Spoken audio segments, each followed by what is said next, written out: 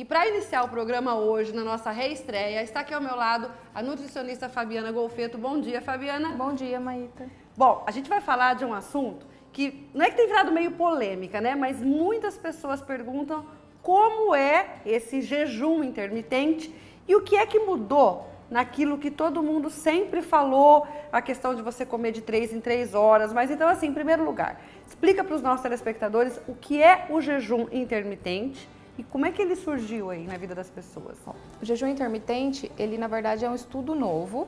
Ele não veio para modificar a alimentação de 3 em 3 horas, só que para muitas pessoas não funciona, porque até pelos problemas de hoje em dia que são totalmente diferentes. Muita gente tem refluxo, pressão alta, colesterol elevado, glicemia alterada, e isso começa desde cedo.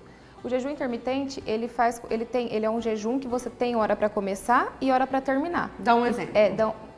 Eu gosto muito de trabalhar com jejum com intervalo de 16 horas. Certo. A pessoa inicia a alimentação ao meio-dia, ela vai comer a cada 2 horas e meia ou 3 horas, continua os 3 em 3 horas, até às 8 da noite. Das 8 ao meio-dia, café, água e chá sem açúcar. São liberados. Pode. Café e chá não tem caloria. Se você colocar o adoçante, vai continuar sem caloria.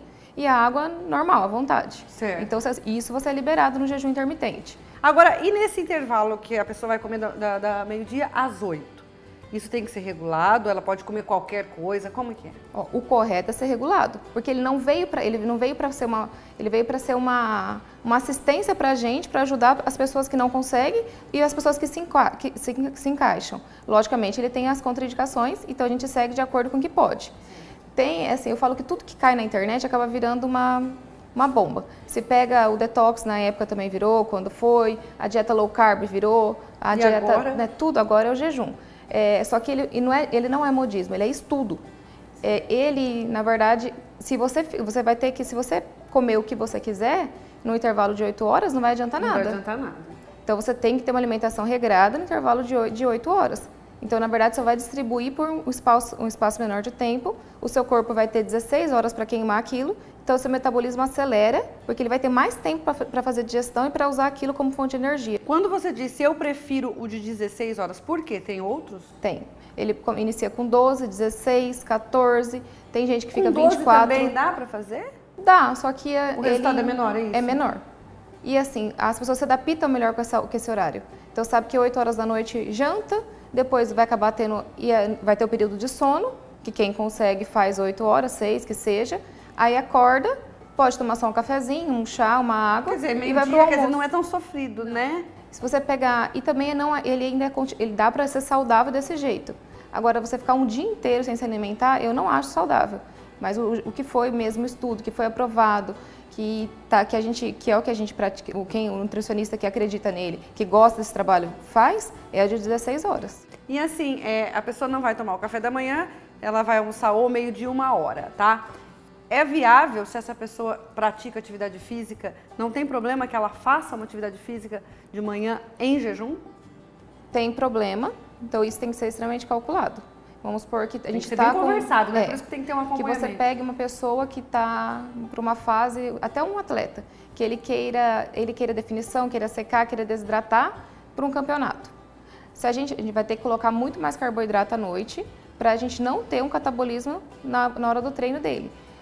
Logicamente, seria melhor o treino na parte da tarde. Mas tem pessoas fazer, certo. Só que dá para fazer. Só que aí tem que ser controlada a quantidade de carboidrato que é ingerida antes de dormir. Para que de manhã aquilo lá a pessoa tenha fonte de energia para poder gastar na academia. E por quanto tempo pode utilizar esse jejum intermitente?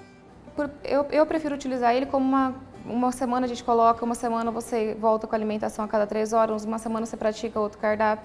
Ele é um curto período. Tem pessoas que se adaptam e não conseguem mais voltar. Porque tem pessoas que realmente, uma pessoa que tem refluxo, ou que ela tem uma gastrite, a digestão é extremamente lenta, ele acaba auxiliando. Logicamente que mesmo assim ela vai ter que controlar a dieta. Mas uma pessoa com uma digestão muito lenta, ela geralmente acorda e fala, não tenho vontade de comer. Então ela acaba dando certo.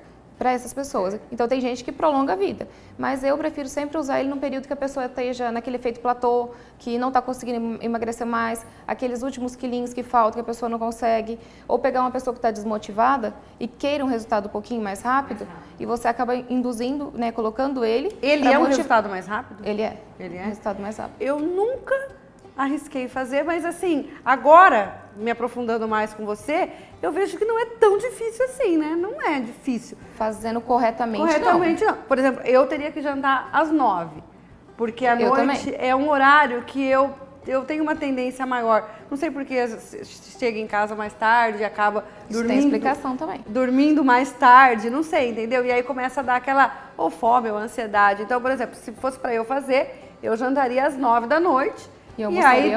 E aí de manhã você tem que pega no trabalho, não lembra disso e vai almoçar 1 hora da tarde. Antes de eu prescrever alguma coisa, eu analiso muito como a pessoa é. Eu analiso desde como está o cabelo dela, a unha dela, eu observo tudo.